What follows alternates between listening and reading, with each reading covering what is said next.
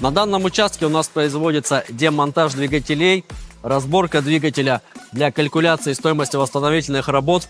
В дальнейшем, перед сборкой двигателя у нас существует ультразвуковая мойка, где моются полностью детали, а также подготовка к сборке на сборочном участке, где присутствует также кантователь для сборки двигателя и установки его обратно на транспортное средство.